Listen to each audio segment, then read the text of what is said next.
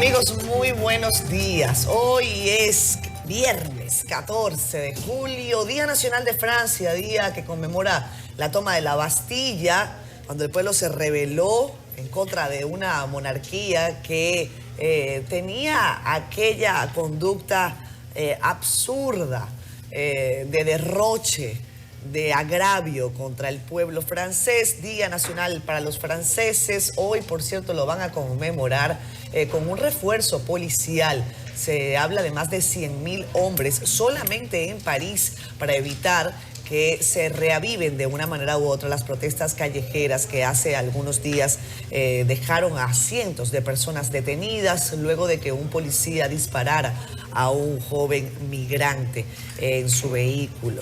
Nosotros estamos acá, compañeros, también hablando del panorama nacional, en aquello de que la política todo lo puede, la política compare. Ayer una fotografía, y creo que está en todos los periódicos, recoge ese encuentro, esa fraternidad ahora entre Leonel Fernández y el señor Juan Uvieres. Se han visto cosas y veremos más. Compañeros, muy buenos días. No quiero extenderme, quiero darles la bienvenida, saber cómo está su café. En el caso de Héctor, café dulce. En el caso de Nelson, té amargo. Por ahora, porque después le servimos café, ¿verdad, Gerald? Buenos días, Héctor y Nelson. Buenos días, buenos días. Yo todavía no consigo eso de café sin azúcar. ¿Café sin azúcar todavía te cuesta? No, yo antes bebía era azúcar con café. Yo sé que era un exceso, porque yo le echaba 4 cucharadas. ¡Ay, mi madre! De azúcar, y he moderado eso, pero no me visualizo por ahora intentándolo así con cero azúcar. Buenos días de nuevo. 14 de julio se cumplen 21 años de la muerte del doctor Joaquín Balaguer, que fue protagonista de una era bastante larga, de una época bastante larga. En el último tramo, digamos que el que yo pude tener la experiencia de, o sea, que recuerdo acontecimientos y que además me tocó cubrir. Básicamente me tocó cubrir en tiempos ya de la oposición, o sea, el doctor Balaguer fuera del poder, y me tocó también cubrir ese día, lo recuerdo perfectamente, ese 14 de julio. En las salas de redacción siempre había un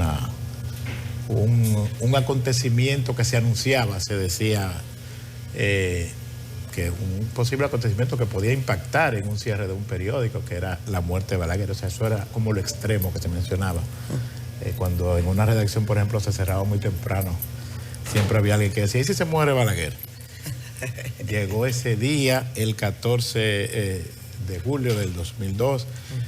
El doctor Balaguer estuvo incidiendo hasta el final de sus días. Incluso en ese tiempo que él estaba, en esos días de gravedad, en el mismo momento que él estaba en la clínica, había un proceso en curso ya de reforma constitucional en la que se mencionaba mucho él, porque el principal punto de esa reforma era la reelección presidencial, que en ese momento estaba prohibida a raíz del acuerdo aquel del 1994 de la crisis.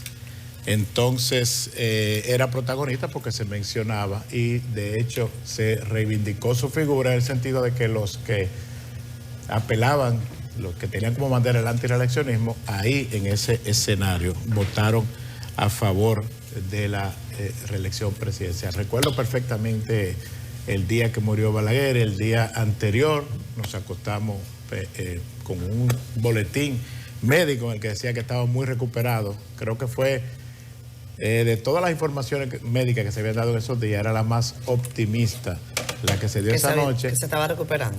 Temprano, cuando yo me levanté, vi un mensaje de mi jefe inmediato en ese momento, Ricardo Rojas León, que me dijo: ¿tú estás en el periódico? Y yo le dije: no. Pues nos vemos allá. Pero ya sabíamos qué era lo que había pasado. Buenos días, Nelson. Buenos días. Bueno, por CDN fue que se dio la información. Sí. Recuerdo yo y Miguel Guerrero. Miguel Guerrero, sí. En la clínica Abreu. En la clínica Abreu. Estaba. Así es. Y el mensaje previo era tan El doctor optimista. Rojas, el doctor Luis Rojas fue el que le tocó anunciar. Rojas, sí. Bueno, y en la rueda de prensa, no recuerdo el nombre del doctor de ese día temprano, dice el doctor, Balaguer está, el Balaguer está bomba. Así mismo dijo. Esa fue la expresión, sí. Y explotó. Bueno, 21 años de Balaguer. Hay un análisis del fraterno Manuel Figueroa en el listín de hoy que dice que Balaguer continúa incidiendo en los destinos del país. No creo que tanto. Sí incide en sus métodos, su estilo de gobernar. Incluso ahora mismo estos debates de la reelección, eso es de la escuela balaguerista. Incluso las expectativas, todo el mundo sabe que Abinader va, pero se crean sus expectativas. Y Balaguer, hasta el último momento, todo el mundo sabía que iba, sin duda. No lo decía. La primera reelección en el 70 es que no se debe cambiar de caballo cuando se está vadeando un río. La del 74 no la recuerdo, pero la del 78, ya Balaguer completando 12 años y gravitando desde la dictadura trujillista en el poder. Dije Balaguer en el 78 que él quería reelegirse porque quería cristalizar el sueño que tuvo desde niño. O sea, él tuvo todo el tiempo para soñar y despertar, pero eso fue lo que le pidió al país en el 78. Método y estilo de Balaguer, que sí terminó siendo como un padre de la patria. Bueno, según el Senado, PRDista pleno en esos tiempos, el padre de la democracia económica. Así fue que se retiró Balaguer, en paz con todo el mundo, querido por todo el mundo, alabado por todo el mundo y con vigencia plena en la manera de hacer política en la República Dominicana. 14 de julio, decía, mira qué día escogió Balaguer para morir. El de la toma de la Bastilla, 1789, 234 años se cumplen hoy. Y eso sí es un gran acontecimiento. O sea, cuando el pueblo de Francia tomó la fortaleza de la Bastilla, y eso prácticamente dio inicio a una de las revoluciones más importantes, no solamente en lo que se refiere a su carácter político, sino en cuanto a los derechos, en cuanto al desarrollo, en cuanto a la propiedad, toda esa cosa. 14 de julio, se podía decir por aquí el día que murió Balaguer. Catherine de Soslayo, creo que eso debe estar por delante. La alianza entre Ubiere y Leonel. Sí. La Fuerza del Pueblo se reservó esa senaduría de Monteplata, se la reservó para Ubiere. Se reservó otra, vamos a ver, Distrito, Atomayor, Altagracia, Monseñor Noel y Montecristi y Monteplata. A mí no me sorprende, esa es la política y la forma de hacer política. ¿El PRM la tiene reservada? Y la gente, ¿cómo es? ¿El PRM la tiene reservada en Monteplata? No sé bien, pero bien, es un candidato, ya Ubiere fue candidato a diputado y ganó por el PRD. Y el primer día que asumió, dijo, yo soy independiente, yo no soy del PRD. Así va a ser con Leonel si es que gana. Pero ahí está, a mí no me sorprenden esas cosas. Si uno quisiera, cuando estaba escuchando los discursos ayer, del buen amigo Juan Ubiere, amigo mío, yo pensé en el Principito de Saint-Exupéry, un pasaje que dice que quisiera volver a ser niño. Para ver las cosas, dice el Principito, como se ven a esa edad, con limpieza de alma, ausencia de prejuicio, y a la persona tal como son. Así que lo ve un niño, con esa limpieza de alma. Tú quisieras ser niño. Pero ahora estamos curtidos, ahora estamos sucios. Sí, pero demasiado. Demasiado sucio. Demasiado. Pero esa es la política. Vámonos, Catherine, que Susan tiene que irse. Es viernes. Sí, vámonos. Es viernes. Adelante, Susan.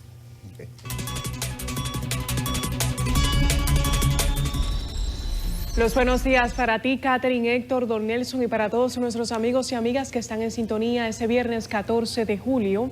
Les gusta mantenerse informados a través de la portada del periódico El Caribe y CDN Digital. Iniciamos con un vistazo por el impreso, hablando del encargado de negocios de los Estados Unidos, Isaiah Parnell, quien aseguró que República Dominicana y su nación son ejemplos de democracia que luchan por la prosperidad de sus ciudadanos y ciudadanas. En otra nota hablamos del informe sobre la Cámara de Cuentas, el cual estaría en la cuerda floja debido al tranque para su aprobación en la Cámara de Diputados y al poco tiempo que le queda en esta legislatura, que recordemos culmina este próximo 26 de julio. También hablamos de la Dirección General de Aduanas, que rindió un informe de los avances en materia de gestión aduanera. Cerramos portada con el Parque Nacional Manglares de Cerro Balsa, el cual estaría siendo impactado por los trabajos de construcción de un proyecto energético de gas natural y de las obras alternas que son levantadas en el entorno del puerto de Manzanillo en el municipio Pepillo Salcedo. Hablamos de deportes desplegados en la contraportada del Caribe con la liguilla que arranca hoy. El equipo Atlético FC y Moca FC se enfrentan este viernes, mañana sábado, en la OIM FC, y Vega Real, y el domingo se miden en Cibao FC y Pantoja. Cerramos en contraportada para conocer las principales informaciones en nuestro portal digital www.cdn.com.do, donde usted podrá informarse de las noticias más importantes en el país y el mundo, como esta del expresidente Leonel Fernández y Juan Uvieres, quienes firmaron una alianza electoral para este próximo año 2024. Además, les contamos de Juan Francisco Puello Herrera, quien fue reelecto como comisionado del Caribe para el periodo final de 4 años. Cerramos con Diego El Cigala, contra quien piden 5 años de prisión por violencia de género. Así que les invitamos a que visiten nuestro portal www.cdn.com.do, además de que adquiera la versión impresa del periódico El Caribe de este viernes, para que esté enterado y enterada en todo momento. Ha sido todo de mi parte. Retorno con ustedes. Feliz fin de semana.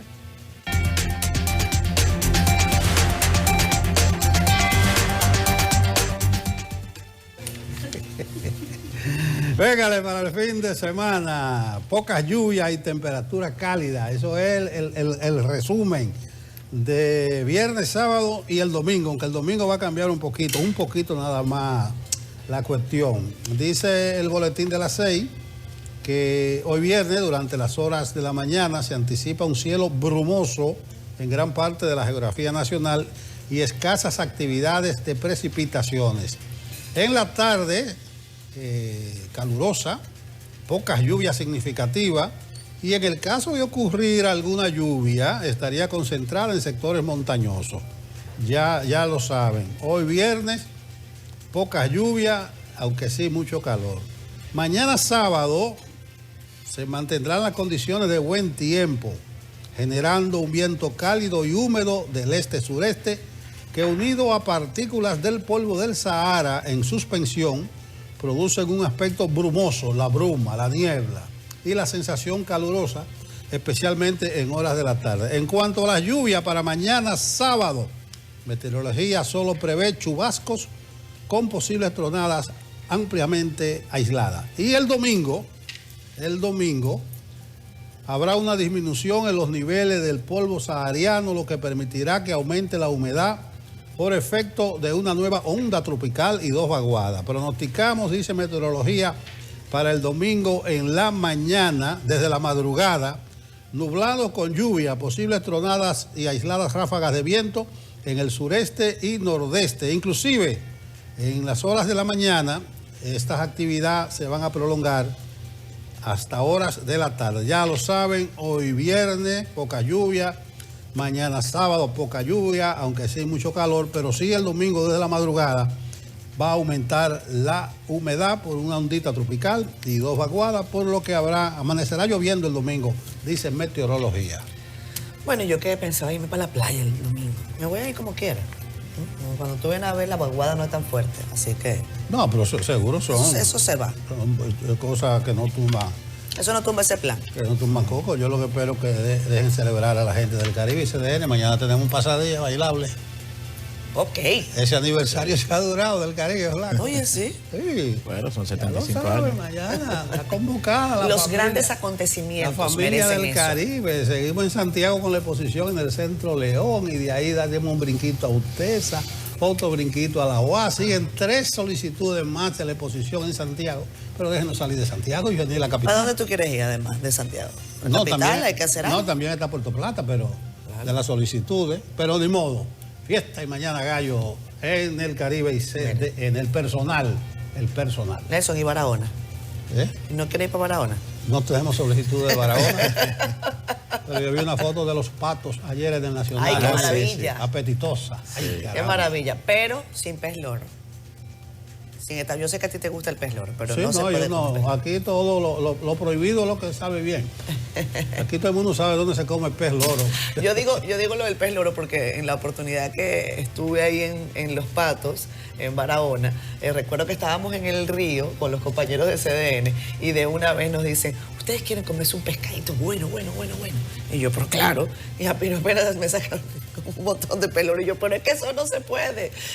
Y así las cosas. Eso le da duro a la economía de los pescadores, pero hay formas de variar. De comerse. Yo pensaba. No, de comerse el pescado, no.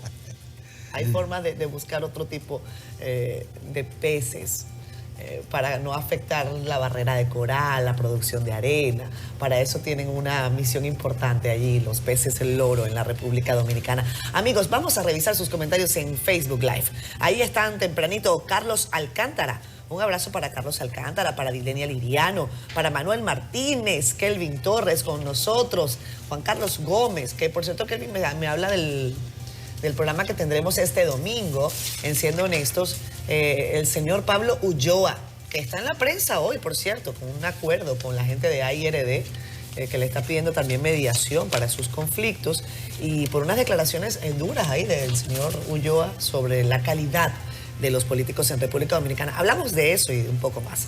Gracias, Kelvin. Juan Carlos Gómez con nosotros dice, un grato saludo para ustedes, los que vemos y los que no vemos. O sea, para el Flaco, para Gerald, para Kelvin, para todos los que están aquí. José Rodríguez dice, si Abinader no se va, hipoteca el país. Así lo piensa José. Mel Argüello dice, equipo de Despierta con cafecito desde Kiev, Alemania. Oye, Mel Argüello dio un brinquito ahí a Alemania. ¿Qué busca Mel para allá? No lo sé, pero bueno, cualquiera. Un abrazo. Gracias, Juan Carlos, también por el saludo. Nos comenta Frank Pérez Mota, el presidente Maduro tiene una bacteria. Te pido que oremos juntos por la salud de la bacteria. Frank, suelta eso. Ay, Dios. Yo creo que ya salió Maduro del tema de la bacteria. No hay bacteria que pueda ahí, señores. Jenny Modesto Pérez. Yo no me alegro de cuando la gente está mala, ¿no? Pero entiendo tu comentario y entiendo tu sentimiento. Héctor Franco nos dice, señores, el desconceptualizador está en sus 20 años en el poder. Cada miembro destacado de su equipo era dueño de la institución que dirigía, a tal punto que uno de ellos afirmó que si nosotros podemos, vamos a ir todos presos. Si nosotros perdemos, vamos a ir todos presos. Si usted no dirigió su orquesta, deje que otro dirija la propia. Que triste final, Juan Uvieres. Tantas huelgas para aspirar a nada, le dice Héctor Franco al señor Uvieres. Jenny Modesto nos manda saludos desde San José de Ocoa. Dice, se la van a poner difícil a Luis para las próximas elecciones, pero como quiera, Luis se queda, dice Jenny. Rosario Rodríguez, buenos días. Pedro Celestino Rodríguez dice que Peña Gómez fue el líder, que Balaguer no influyó en él. Que Balaguer no influyó en Peña, dice Pedro. En la lógica de Pedro. Bueno, está bien, Pedro. Jocelyn Martínez dice, buenos días y feliz fin de semana a todos. Desde Montellano, Puerto Plata, nos están viendo. Gracias y muy buen día, Jocelyn Martínez, también para ti. Son las 7:21 minutos de la mañana. Vamos a irnos a pausa comercial. Ya regresamos con más. Vamos a ver un resumen de algunos hechos relevantes ocurridos en el interior del país. La situación que estamos pasando con la electricidad es caótica. Esto provoca mucho fallo en los freezers, daño de la carne, de mucha mercancía de los productos. Altas facturaciones y constantes interrupciones en el servicio de energía eléctrica son denunciadas por residentes en barrios de la parte norte y este de Santiago. Los afectados por los apagones narran que se torna insoportable la situación debido a las altas temperaturas y sin energía para climatizarse. Un dominicano y una haitiana fueron apresados en el municipio de Villavasque, provincia Montecristi, con un contrabando de 130 cajetillas de cigarrillos proveniente desde Haití. Máximo Vázquez Burgos, apodado Junior, de 28 años, y Nerlie Brigader, de 30 años, fueron capturados cuando se desplazaban con perfiles sospechosos en una motocicleta. En San Cristóbal, la policía emitió carteles de captura para 2 fugitivos de la justicia, los cuales están siendo buscados por matar a 2 personas en hechos separados. Se trata de José Francisco Minier, quien alegadamente ultimó de varios disparos a Johnny Pozo. De igual manera, también busca a Santo Piña Araujo, alias Rudy, quien mató de un balazo a Julián Araujo. de que muchas cosas que se vienen arrastrando del pasado ahora sean diferentes. Nosotros le vamos a acompañar en ese proceso. En Vallejuelo, provincia San Juan, el Instituto Nacional de Recursos Hidráulicos formalizó mediante la firma de un convenio la transferencia de la administración, operación y conservación del sistema de riego Las Dos Bocas de la recién conformada Junta de Regantes. Como clase política en Santo Domingo Este podamos constituirnos en un buen ejemplo para las demás ciudades. El Ayuntamiento de Santo Domingo Este acordó con los partidos políticos evitar la colocación de propagandas en lugares que están prohibidos por la ley, evitando con la medida la contaminación visual y medioambiental en parques, monumentos, postes de tendido eléctrico, árboles y otros espacios. Alix Padilla, CDN. Gracias, Padilla. Señores, desde que ayer comenzó a sonar que venía una alianza de Juan Uvieres con Leonel, se encendieron las redes, comenzó una campañita dirigida en contra de Uvieres y en contra del mismo Leonel. Ahí se vio de todo. Hay un video de Uvieres en el show del mediodía. Hay que ponerlo. Que decía que Leonel es el delincuente más grande que ha dado este país. Pero señores, eso es de la política. Incluso no hay por qué sonrojarse porque Uvieres es un empresario. Él dice que es guevarista, comunista, pero Uvieres lo que es un próspero empresario. Aquí lo verdadero izquierdista... Un próspero empresario que no le dio un negocio. No, un próspero empresario del transporte. Bueno, sí. De lo más fuerte que hay aquí. Y se le acusan de muchísimas cosas. Yo me quejo más de los izquierdistas que se creen impolutos, que pactan con el PRM y son candidatos a diputados y cogen cargos del gobierno o en el servicio exterior. Esos sí son malos porque eso dice que son impolutos, ¿entiendes? Pero Uvieres, además esa es la política. Yo refería aquí, por ejemplo, ¿qué hizo Lula? Lula buscó a su enemigo político mayor, Geraldo Alckmin, el que es el vicepresidente. Que usted va a ser mi candidato a vicepresidente porque usted me va a garantizar Brasilia y este tipo de cosas. Agarró Marina Silva, que es ahora de medio ambiente, que decía que Lula era el ladrón más grande y corrupto que tenía y se alegraba de que él tuviera preso. Ven Marina para acá, tú ven un frente amplio, ahora está Marina ahí al lado de Lula. Eso es la política, por eso yo no analizo mucho más de la cuenta. Ahora, si usted se va para atrás, para Juan Pablo Duarte, y dice que es la ciencia más pura y noble, la política, de ocupar la inteligencia humana, ya esas son otras 500. Claro.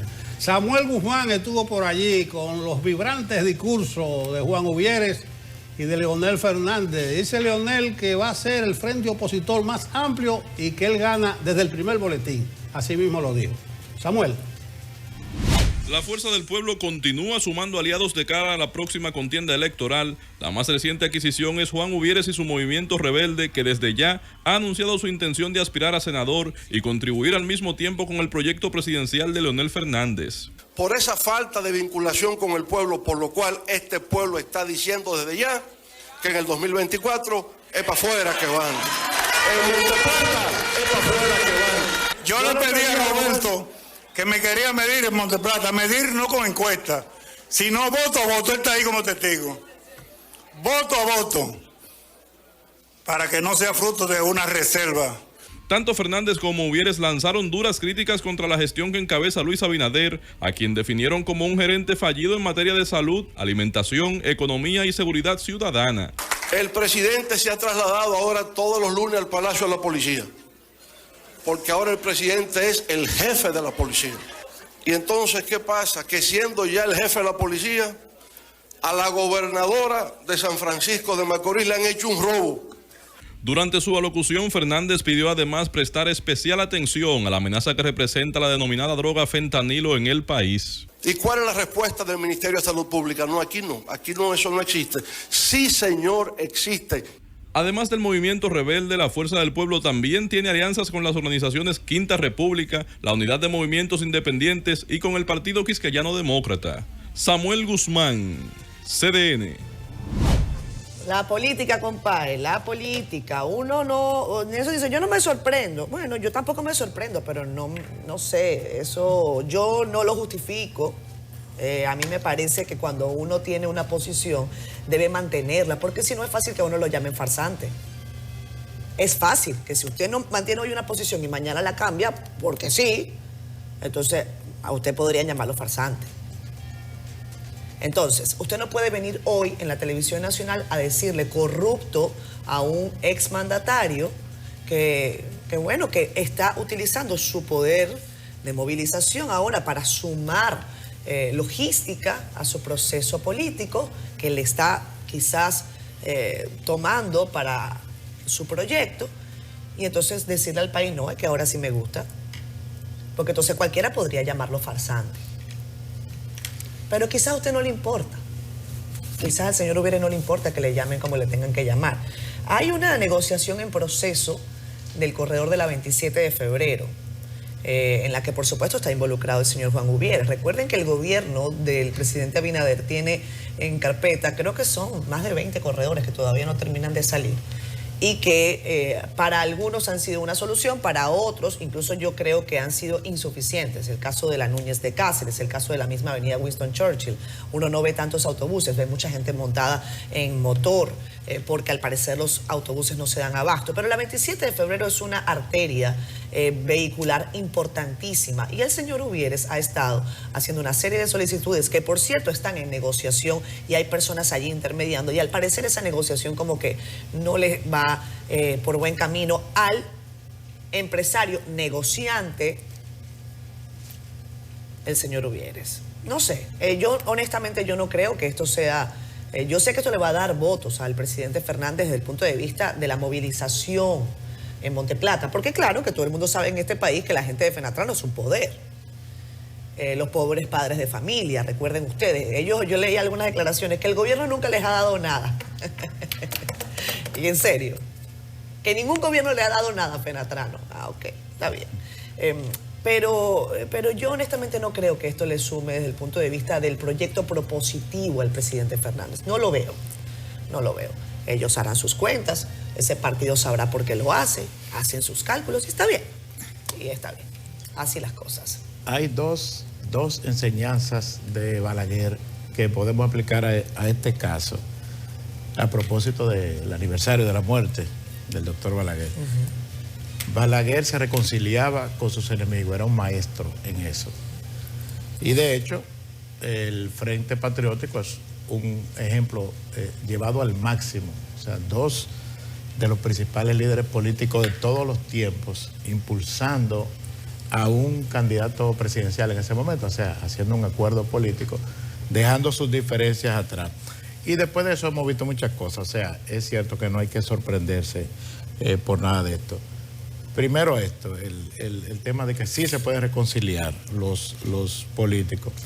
Y segundo, la enseñanza de Balaguer, que lo menciona en su libro, y tengo entendido que él, algunas figuras de la política, sobre todo jóvenes, que tuvieron la oportunidad de conversar con él, él le daba un consejo, y era que no utilizaran epítetos, que no llegaran a la ofensa. En el marco de la política, que se pueden hacer críticas, pero nunca llegar a lo personal. Y eso es lo que vimos cuando ayer, como decía Nelson, no se había todavía anunciado oficialmente el acuerdo. Se había dicho que la Fuerza del Pueblo tenía una rueda de prensa y que ahí se iba a anunciar la firma de un acuerdo con otro partido aliado, que ya es el segundo, porque anteriormente se había firmado un acuerdo con el PQDC, Partido Porque el de Uvieres es partido. Sí, el movimiento partido está reconocido por la Junta. Sí.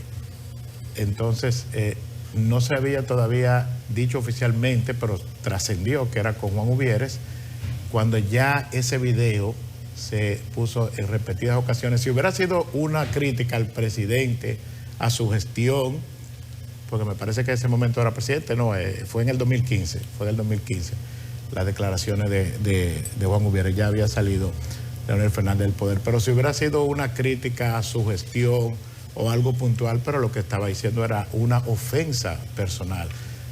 Por eso es que es útil, y por eso la menciono, la enseñanza de Balaguer de no llegar a lo personal, no llegar a las ofensas.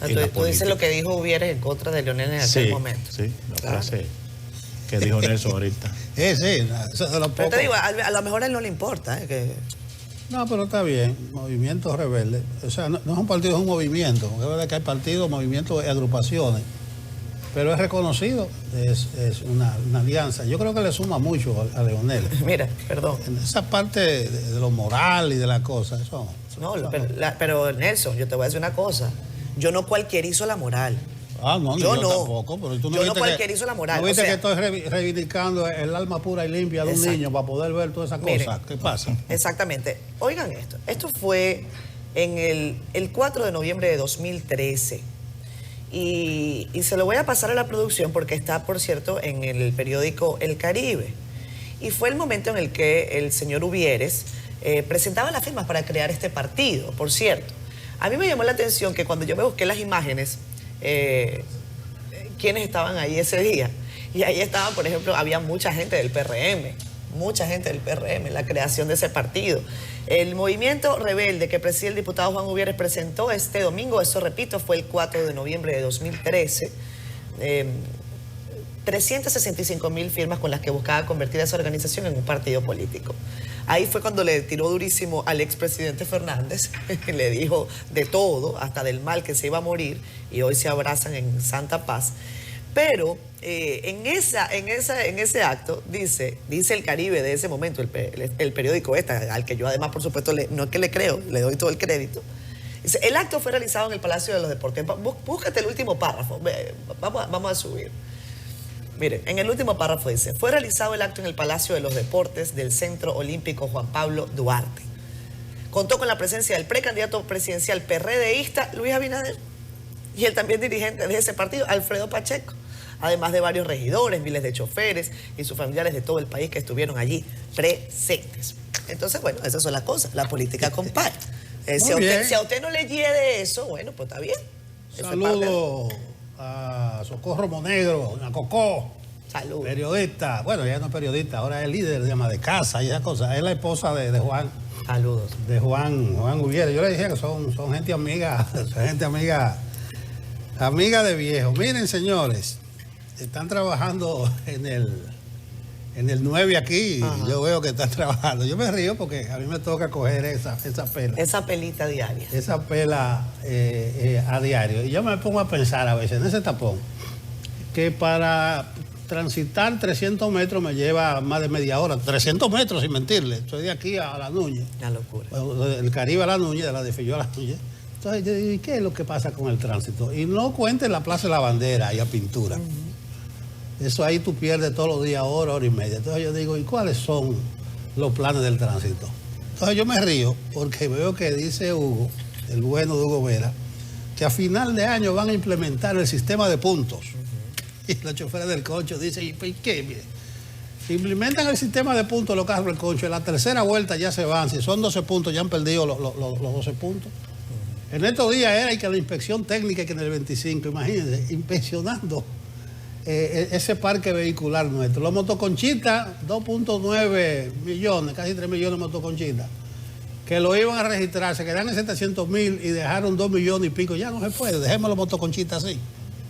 Lo único que ha funcionado de esa ley realmente es la refundición de una serie de instituciones, que la OTT, que la que sé yo qué, porque era un problema administrativo.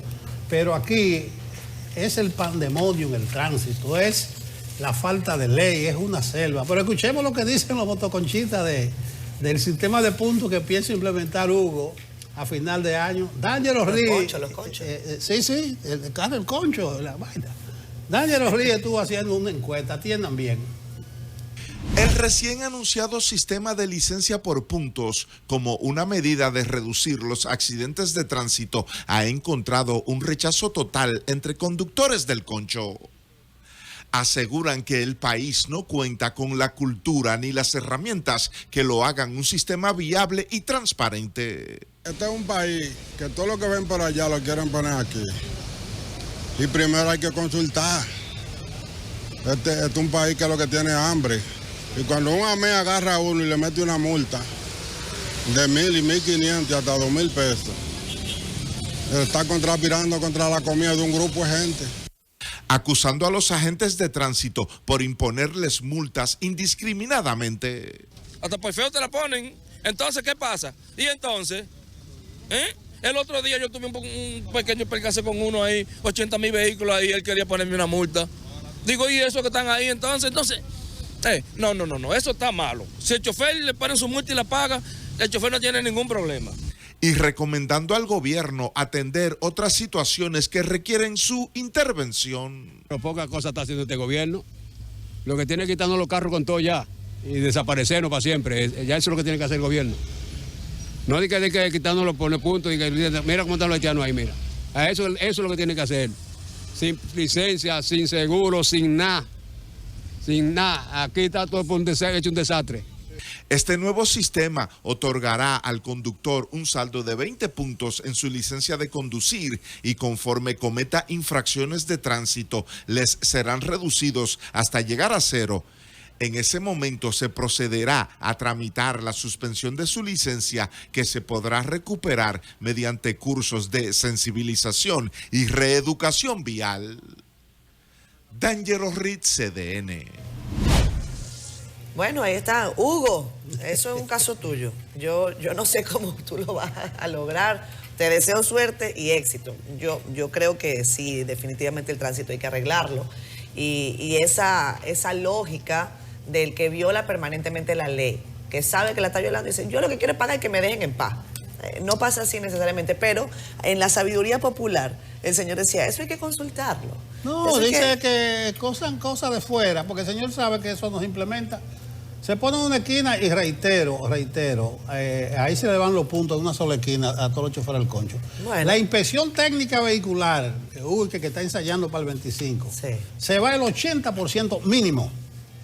O sea, la cosa es la aplicabilidad de la medida. O sea, no es que estamos en contra de la medida. No, aplicarla, es que no se puede. ¿Cómo la aplicas? Una inspección técnica, ojo vista, tú ves para una esquina y hay carros que no califican ni siquiera para transitar. Claro. Eso es una chatarra, unos anafes. Pero van a pasar una inspección técnica. Pero tú estás de acuerdo conmigo en que eso hay que cambiarlo. Como dice el señor así con aire doctoral, esas son vainas de otro país. No, pero honestamente yo creo que hay que cambiarlo. Es que no se puede, eso es una vergüenza, Nelson.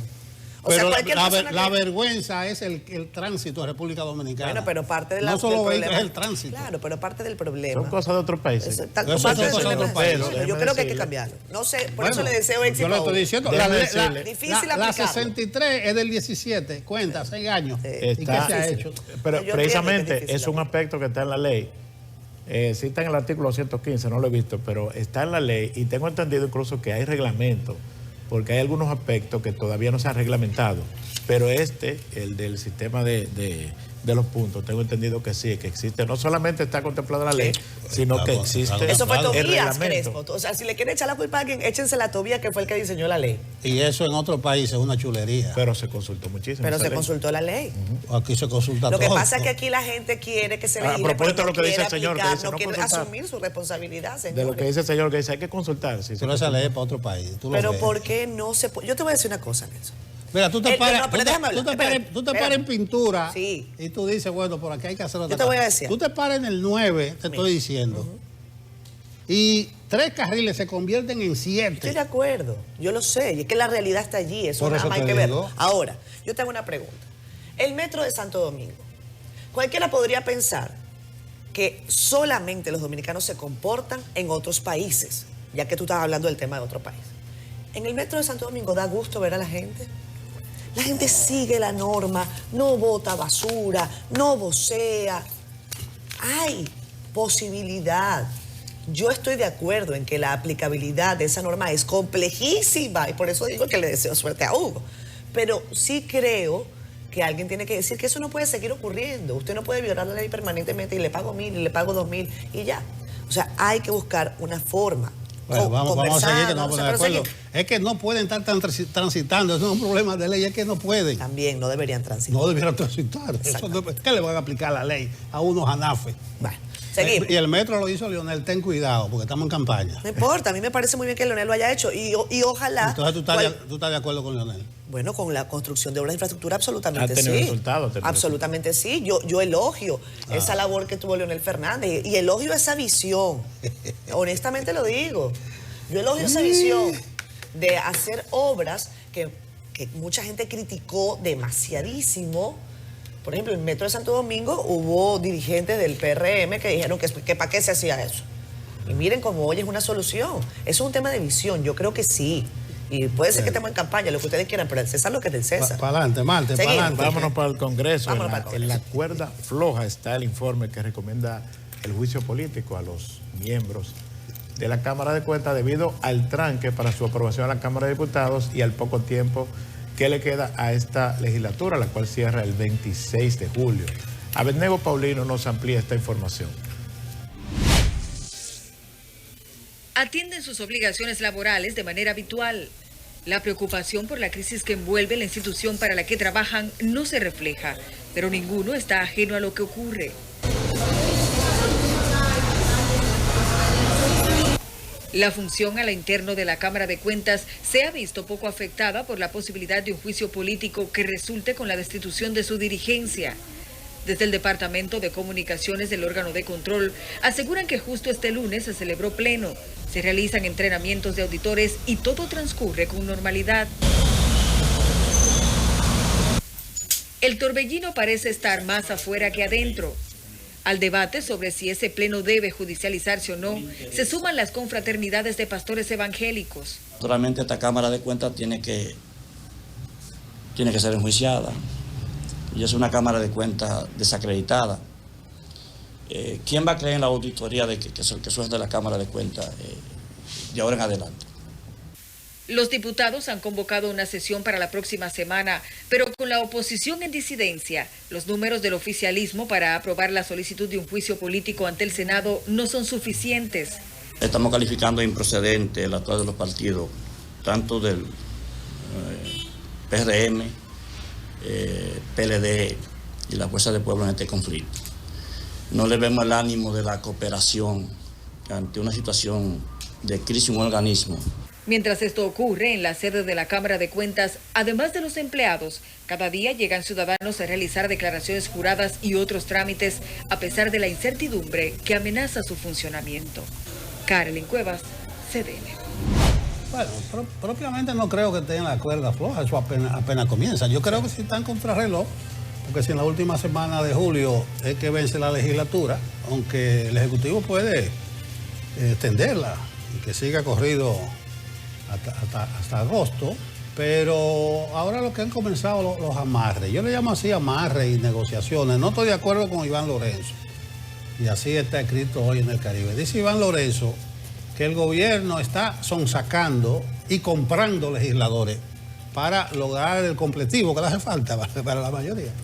Pero Iván no aporta ninguna prueba. Todo el mundo sospecha que es así, pero que así no se vale. Usted no puede decir que se están comprando legisladores, unos términos ofensivos sin señalar nada, ni mira que le están dando tarjeta, supérate. Así no se vale. Pero yo sí creo que van a comenzar los amarres. Yo creo que el gobierno va a aplastar a todo el mundo, así como una chincha o chinche. Va a aplastar a todo el mundo.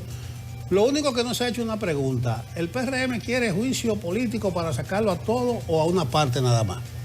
No sé si eso se ha dicho, pero no está claro. Probablemente ahí haya un factor también de negociación. No, se habla del tema individual mucho. No, porque no puede ser un juicio sumario. Correcto. Tiene que ser individual. Y que no todos han cometido los mismos Bueno, faltas. probablemente entonces haya una negociación en pie, sí, y se queden algunos. Pero ahí está, contrarreloj, porque el 26-27 de julio, eso es dentro de un rato, ya termina la actual legislatura. Probablemente sea un problema para la próxima legislatura, pero se está negociando. El gobierno se va a imponer. Cuando el gobierno dice, porque tiene una capacidad persuasiva, no que tienen los gobiernos, claro, una capacidad persuasiva. Todos. Y 26, 23 que le faltan, con eso hace gárgara el gobierno. Sí, como tú a decís. veces se compran 45 por una reforma constitucional, no digo yo 20. Y tú sabiamente me decías hace unos días, Catherine, que no necesariamente tienen que levantar la mano. Con que no vayan es suficiente, porque arman la mayoría. Si las dos terceras partes con un quórum mínimo. Porque es de los... Yo lo revisé, Nelson. Es de los diputados presentes. Es de los diputados presentes. Entonces, si se abstienen de ir, pues cambian. Cualquiera le da COVID. Sí, le da gripe. Un COVID. Le da gripe, un COVID presidencial. Que anda por ahí el COVID, no están presentes. Ok. Miren, compañeros, antes de irnos a la pausa, brevemente, ayer se celebró en la residencia del embajador de Estados Unidos, en la residencia de la misión diplomática de Estados Unidos, el 247, la conmemoración del 247 aniversario de la Declaración de la Independencia de Estados Unidos de América. Sepan que República Dominicana está encaminada a cumplir el periodo más largo sin un embajador de Estados Unidos en la historia de las relaciones diplomáticas. Un panorama que no se vislumbra que no vislumbra cambio en futuro cercano, pero que el encargado de negocios estadounidense considera necesario. ¿Qué dice el señor Isaiah Parnell? Desafortunadamente no tengo fecha de cuándo vamos a tener un nuevo embajador acá. El señor Parnell llegó al país a mediados de mayo de este año para asumir el puesto que dejó el señor Robert Thomas. Aseguró que está totalmente de acuerdo con la presencia de un embajador en suelo dominicano. Resaltó el trabajo que hacen los empleados de la embajada a falta de un embajador para mantener las relaciones entre ambas naciones. Yo tuve la oportunidad de estar ayer ahí. Quiero agradecer a la gente de la embajada de Estados Unidos, a la señora Keila, a todo el equipo. La verdad es que fue un acto en donde aproximadamente, si yo no conté mal, y también me dieron el datico, yo dije sí, hay como 450 personas que llegaron allí, representantes de la política. No estuvo el presidente de la República y entiendo que está bien que no esté. Cuando nombren un embajador, probablemente el presidente de la República asista. El canciller de la República tampoco estuvo porque está en Bruselas. El que sí estuvo fue el vicecanciller José Julio Gómez, quien dio las palabras a los presentes. El señor Parnell, supe ayer, Héctor y Nelson, aunque ayer fue como esta presentación a la sociedad, como dices tú, sí. Aunque ya le había hecho varias reuniones y lo decíamos ayer, lo cierto es que el señor Isaiah Parnell se va en septiembre. Se va en septiembre y nos presentaron ayer a una dama que se llama Patricia Aguilera, que es quien realmente se va a quedar como encargada de negocios a partir de septiembre. Al parecer el gobierno estadounidense quiso de una manera u otra tapar el hueco que dejó el señor Thomas, porque fue llamado a funciones en Washington, y dijeron, manda un encargado de negocio, mándalo ya, así el señor Parnell tenga que irse en septiembre y después resolvemos. Y esto es lo que parece que han hecho. Actualmente son solo 7 los países en el mundo que no tienen embajador. Entre ellos está República Dominicana, Bolivia, la UNESCO, Tonga, la Isla Solomón, Bielorrusia y Afganistán. No sé qué pasó con Italia, porque entiendo que tampoco tenía, a lo mejor lo resolvieron. Haití, que hace poco se encontraba dentro de los países sin candidato a embajador estadounidense, ahora cuenta con Dennis Hankins, quien es un veterano diplomático de carrera, pero está en espera de nominación que sea aprobada en el Congreso. O sea, no es que el embajador estadounidense está, de hecho, en Haití. Está nominado, pero el Congreso tendrá que ratificarlo. Algo que también podría tomarse tiempo, porque es que eso es lo que está ocurriendo en la administración estadounidense. Que esa pugna bipartidista en el Congreso está bloqueando de una manera u otra los procesos de confirmación en el ámbito diplomático. Ahí estuvo, como les digo, la representación de la clase política, de la clase empresarial. Saludamos al señor encargado de negocios Parnell y ojalá esto pueda dinamizarse. El país necesita un embajador de Estados Unidos para que esa relación de confianza siga fortaleciéndose. Estados Unidos es el primer socio comercial de la República Dominicana. Son más de 2 millones los dominicanos que viven allá, ni hablar del asunto de las remesas que cada día se fortalecen más para beneficio de la comunidad en República Dominicana, y yo creo que es tiempo de que a esa situación se le ponga definitivamente un fin positivo. Bueno, muy bien, ahí está la presentación en sociedad del encargado de negocio y su esposa. Me llamó la atención, por eso averigüé por qué Patricia Aguilera y su esposo estaban en la línea de recibo. ¿Es por eso? Por eso, porque ella es la que se va a quedar. Ella es la que se va a quedar. Ella es la que se va a quedar y por eso ella estaba recibiendo los a los invitados. A la pausa. Vamos a la pausa.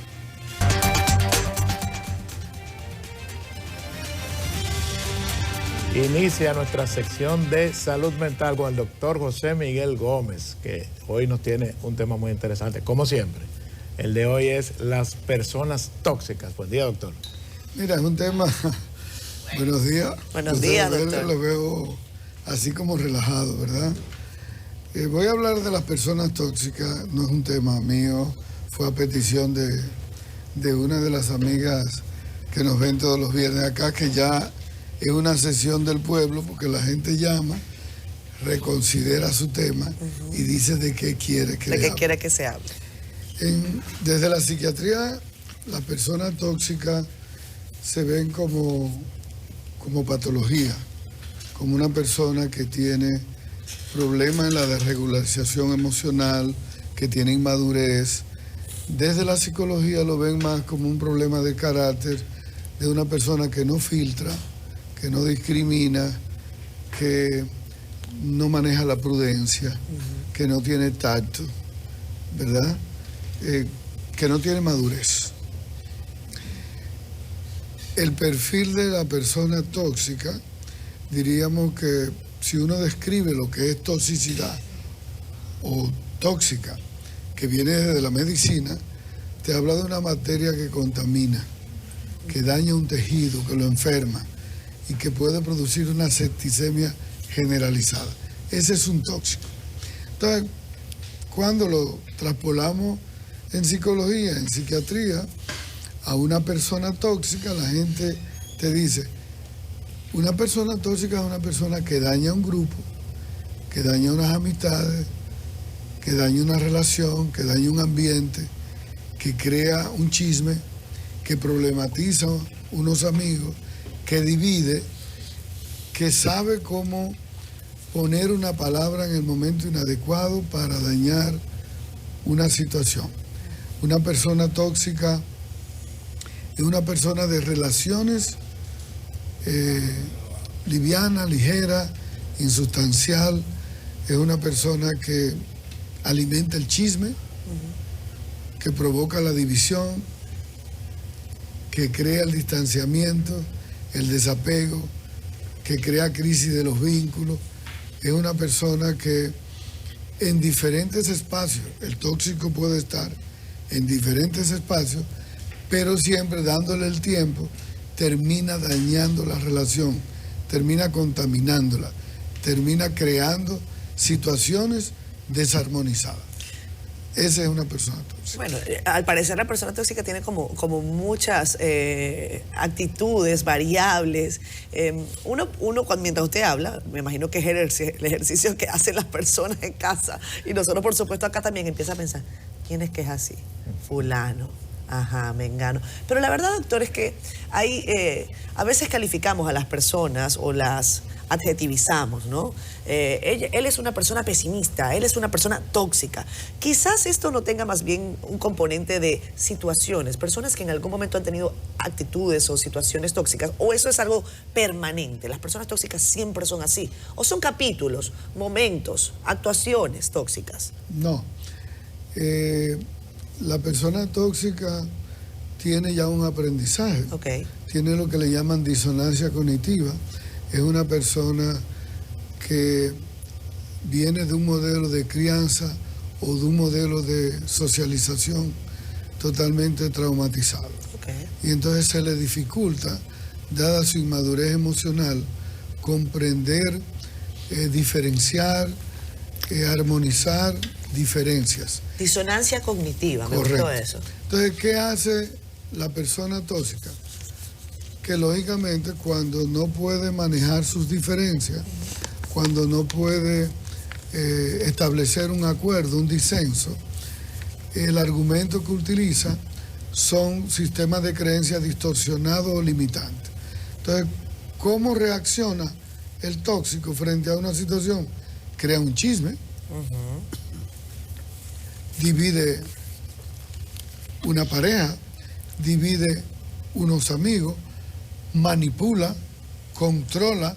Una de las características de la persona tóxica es que si no tiene el control, o no manipula, o no se hace las cosas como él quiere o como las cree, entonces establece un desacuerdo, desarmonía, acecha una oportunidad para crear un ambiente distorsionador, claro, o mediante el chisme o mediante la división.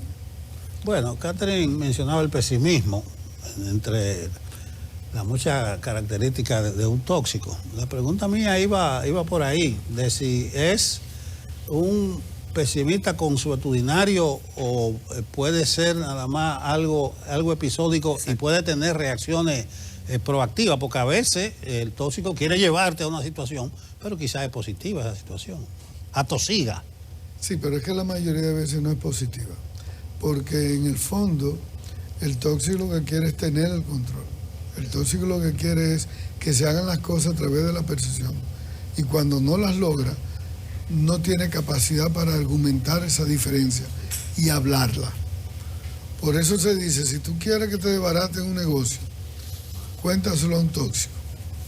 Si tú quieres en un trabajo que vayan las cosas bien, aparece un tóxico que lo determina.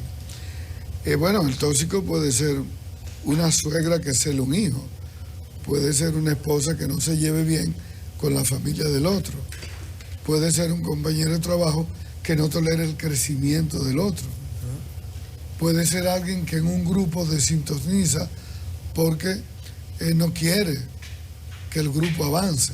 Entonces la persona tóxica siempre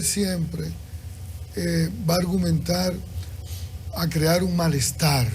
Y ese malestar, lo que duele, es que el tóxico tiene la habilidad, tiene el olfato, tiene el tacto, sabe en qué momento hacerlo, cómo hacerlo y lo logra hacer.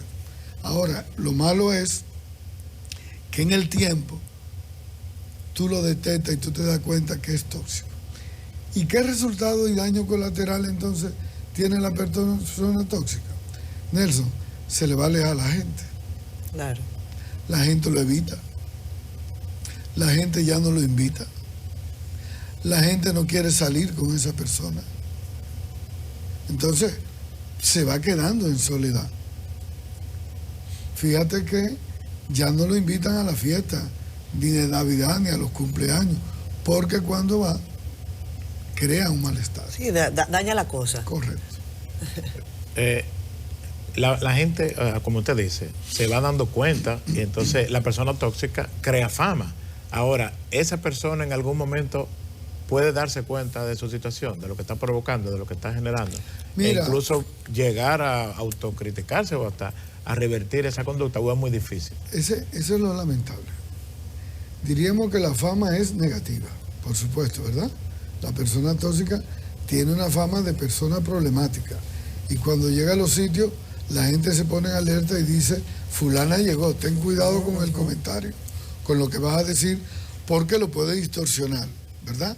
Diríamos que la fama es negativa. El otro argumento es, por eso hablaba ahorita, que a Catherine le gustó, de la disonancia cognitiva. ¿Qué es la disonancia cognitiva? Es que la persona tóxica no tiene capacidad, no tiene el ejercicio de autoevaluación ni de medir los resultados de su vida. Por lo tanto, no se va a autocriticar, por lo tanto, no se va a autoevaluar, no va a ir a una psicoterapia para que le puedan corregir sus distorsiones cognitivas o sus desregulaciones emocionales o sus cambios de humor o el mal manejo de su ira o de sus estados emocionales. Más bien lo que hace la persona tóxica es que los racionaliza, los defiende, los justifica, los argumenta, y esa es la trampa, que siempre piensa que los demás que están contra él, los demás que están equivocados, los demás que no lo entienden, los demás que se meten con ella, pero evidentemente con el tiempo tú te das cuenta que sí, que en todos los espacios los contamina y los daña. Doctor, a veces hablamos de estos casos como si fuesen en tercera persona, algo así muy alejado, ¿no? Pero ¿qué pasa con todo el que nos esté viendo y diga, bueno, yo podría alejar de mi círculo de vida a una persona que tenga estas características, porque eventualmente me va a traer problemas, eventualmente va a ser complejo, yo no quiero estar rodeado de personas que tengan esta conducta negativa, porque bueno, como usted dice en la descripción de la palabra, me contaminan. Algunos dicen, me alteran el espíritu. Pero ¿qué pasa cuando las personas problemáticas, también me gusta llamarlas así, personas tóxicas, están en el círculo íntimo? Personas que uno no puede decir simplemente, ¿saben qué? Yo no la veo más, yo no la quiero más. O por ejemplo, en el caso de un padre o un hijo, ¿cómo hacer, cómo lidiar con esa situación y cómo acompañar a esa persona para que note que hay algo que está fallando, que hay un proceso que usted bien califica de disonancia cognitiva y que podemos quizás tener cambios importantes que mejoren la calidad de vida de todos. Mira, a mí me ha tocado mucho trabajar en psicoterapia con personas que viven o tienen una relación con una persona tóxica. Y realmente duele mucho, Catherine, esa pregunta que tú haces, cuando tú tienes que reconocer que tienes una mamá tóxica, que te quiere dividir de tu pareja, que va y te manipula desde la fiesta que tú haces en tu casa, que te crea un problema el Día de las Madres, el Día de los Padres, que la Navidad es difícil porque hay que hacerla en su casa y bajo sus condiciones. Tú te estás riendo, pero hay mucha gente que le arruinan desde un baby shower a cualquier cosa. Claro. La persona tóxica va infiel. Y le duele mucho porque es su mamá. Y te tiene que decir, doctor, yo quiero la ayuda porque es mi mamá, pero yo entiendo y sé que es desarmonizante, que es conflictiva, que me crea problemas con los amigos, con la pareja, en el negocio, que me destabiliza las cosas, que me manipula a los niños, que me hace situaciones. Entonces, duele mucho, pero uno tiene, primero, con la persona tóxica hay que buscar un espacio de confrontación para decirle las cosas, número uno. Segundo, hay que poner límite.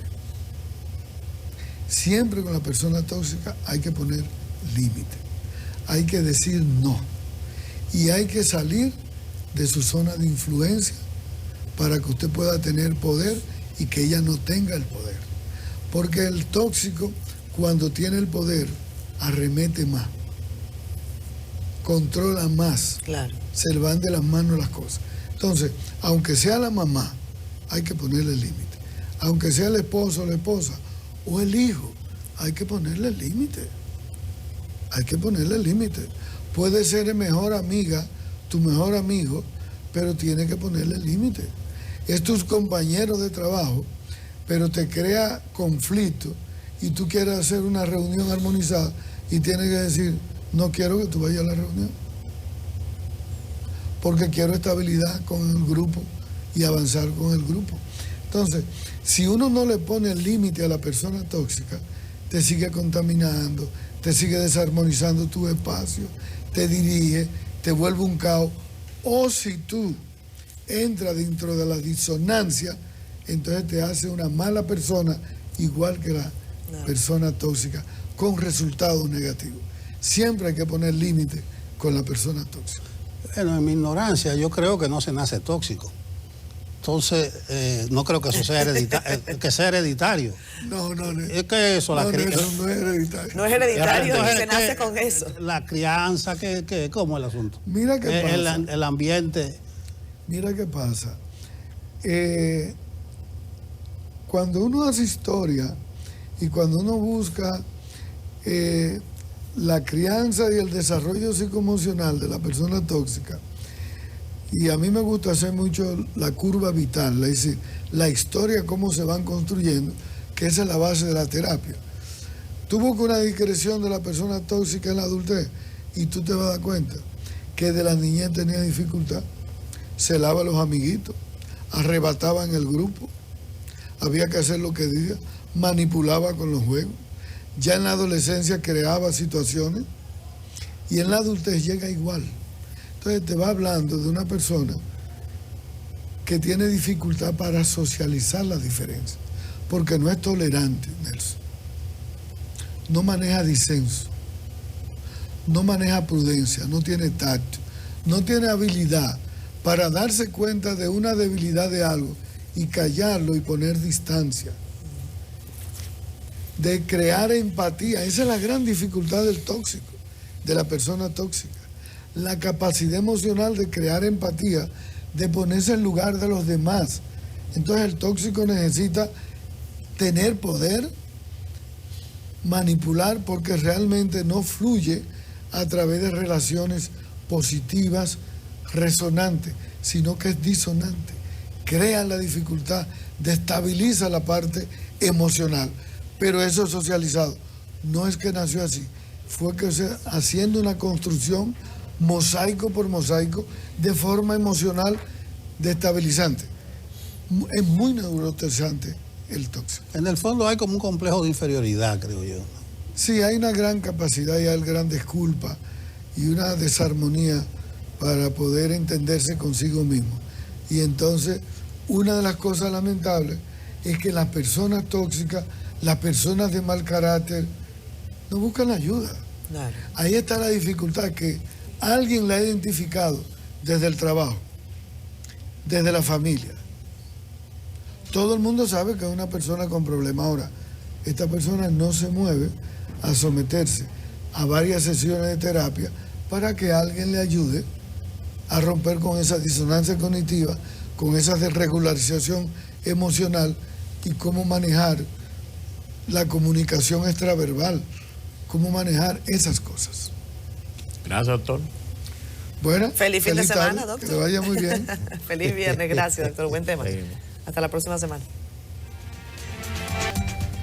Estamos de regreso, esto es Despierta con CDN. A ustedes gracias como siempre por acompañarnos. Hoy tenemos una visita a la que además tenemos que darle la bienvenida a la República Dominicana. Es el señor Germán Granda, es director general de Forética. Y ya yo les voy a hablar un poco de eso. Señor Granda, bienvenido a la República Dominicana. Muchas gracias, un placer. El placer es nuestro. Nos cuentan los amigos de la Fundación Popular que hace 8 años en el país se viene implementando una estrategia muy interesante en materia de sostenibilidad y que se ha ido complementando en la cátedra Alejandro Grullón en la Pucamaima. Y nos dicen que usted ha venido para participar en una conferencia en donde estuvieron líderes empresariales precisamente para ver la aplicabilidad, el proceso de todas estas directrices en materia de sostenibilidad, de innovación, y qué bueno que usted está acá para estar con nosotros. No, es un placer porque para nosotros ha sido, ¿no?, y para mí en particular, una alegría y una sorpresa encontrar un contexto empresarial tan receptivo a los ámbitos de sostenibilidad. Se vienen trabajando desde hace años, pero ese entorno que crea la Pucamaima y Fundación Popular y otros entornos empresariales están trabajando de una forma decisiva en un reto que es fundamental para todos, no solo por los riesgos que supone no adaptarse a ámbitos como el cambio climático o el impacto en la naturaleza, sino como además la oportunidad que supone de formación a personas, creación de empleos o de exportación de productos y servicios a Europa con unas exigencias cada vez mayores en términos de sostenibilidad. Bueno, la responsabilidad social empresarial, la sostenibilidad. Los amigos de la Fundación Popular y del banco, nosotros hemos logrado aprender algo y cada vez que hacen sus informes de sus logros. En España, ¿cuáles son los progresos? Porque ahora eso de sostenibilidad es casi un apellido que se pone todo el mundo, pero eso tiene que estar verificado en la práctica. Efectivamente, han cambiado las reglas del juego absolutamente en los últimos 2-3 años, en el momento que Europa lanza lo que se llama el Pacto Verde, el Green Deal, y exige a todos los países miembros pues un camino a ser lo que se llama el primer continente climáticamente neutro. Tenemos un objetivo de no superar el 1,5 grados que marca la ciencia de aumento de temperatura, y ese objetivo que supone que no a 2050, que es la primera medida, sino que en 2030 se reduzcan las emisiones un 55% respecto a 1990, impacta a las empresas. Y las empresas tienen el mandato en este momento de marcar cuál es su agenda en materia de reducción de emisiones de gases de efecto invernadero, qué camino van a llegar allí, y informar de forma transparente cómo están avanzando en ese cambio. Si no hacen eso, se someten en los próximos años a sanciones o no pueden operar en el mercado europeo. Háblanos del rol de Forética, el papel que ha jugado tanto allá como me parece que también en materia internacional. Pues muy interesante porque, bueno, en este momento más de 200 empresas forman parte de Forética, pero efectivamente, ¿no?, tenemos una conexión con diferentes países del mundo, grandes empresas que están generando dentro de sus consejos de administración áreas específicas de sostenibilidad. Esto es una novedad y necesitan desde luego formarse y cambiar procesos y operaciones para generar productos, servicios que pues tengan menor impacto ambiental o un impacto positivo y también un impacto social positivo. Imaginemos, por ejemplo, todo el cambio. Ya no es una agenda solo de impacto ambiental, es una agenda de modernización que llega a todos los países, porque hay que cambiar la movilidad. ¿Qué tipo de movilidad queremos? ¿Una movilidad limpia? ¿Una movilidad con menos impacto? ¿Asequible? ¿Qué tipo de energía queremos? Dependiendo de terceros países, por ejemplo, en situación de guerra compleja, claro, o queremos una energía limpia y asequible. ¿Qué tipo de edificios queremos, de aislamientos, de materiales? ¿Cómo podemos desperdiciar el 50% de la comida. Deberíamos ser más inteligentes, desde luego, y emitir, además, la producción de esa comida necesita emisiones de efecto invernadero y para destruirla también. Bueno, o esos plásticos que acompañan, ¿no? Y que acaban tirados, ¿no? En el océano o quemados produciendo emisiones. Solo el 7% ahora mismo de todos los materiales que utilizamos se vuelven a meter en el circuito de producción. El resto los tiramos. Al final, el ser humano es el único animal del mundo que produce basura. No somos capaces de regenerar el planeta a la velocidad que lo hacemos. Y las empresas, a través de sus productos y servicios, tienen el papel fundamental de transformar esto y, bueno, para el bien. Hay esa posibilidad y esa oportunidad. Señor Granda, hay dos formas casi siempre de ver las cosas, desde la perspectiva de lo positivo o de lo no tan positivo, por decirlo así. Usted viene de España y entiendo que también en su exploración en estos días en el país habrá visto situaciones que usted puede decir, esto puede ser mejorable o esto se está haciendo muy bien. Al principio del programa nosotros hablábamos del tema de la movilidad y, por ejemplo, los vehículos de transporte público que tienen que pasar por una transformación, pero que definitivamente el cambio de ese modelo no solamente que toma tiempo, porque hay que convencer a las personas, sino que hay unos modelos de negocio que hay que ir mejorando, la gente no está convencida de ello. Y a mí me gustaría que usted nos ayudara a analizar qué es lo que usted cree que se está haciendo bien en República Dominicana, en la medida en la que usted haya tenido acceso, y qué podría mejorarse definitivamente. Desde luego, una transformación de este calado, porque realmente es una transformación hacia la sostenibilidad que va a ser muy, muy relevante, necesita tiempo. Obviamente, cualquier asunto que observemos, el caso de la movilidad, por ejemplo, es un reto fundamental. Podemos optar por no hacer nada, y eso en sí mismo es un riesgo.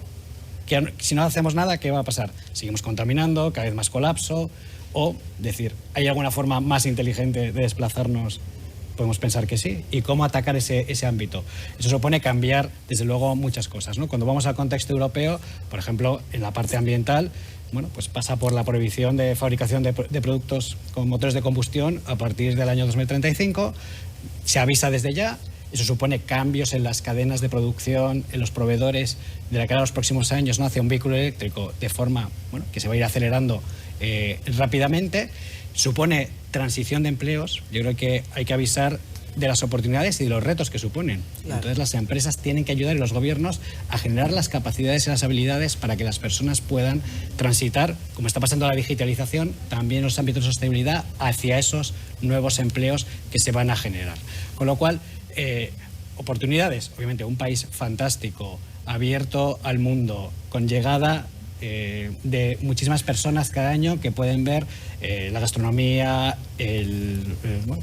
las localizaciones, claro, la naturaleza, desde luego el riesgo, no proteger precisamente, ¿no?, toda esa riqueza cultural, natural que tiene el país y que es un activo absolutamente importantísimo. Si las empresas no contribuyen, se generan en organizaciones extractivas y no en conseguir un impacto positivo, ¿no?, y no traemos a todo el mundo en esa dirección, bueno, pues ahí está el riesgo. Pero qué bueno tenerlo cerquitica aquí, porque uno escucha cosas en la distancia. Te menciona el 2035, la eliminación de los vehículos de combustión. Se dice que probablemente no exista la capacidad de almacenamiento suficiente y que es un gran reto.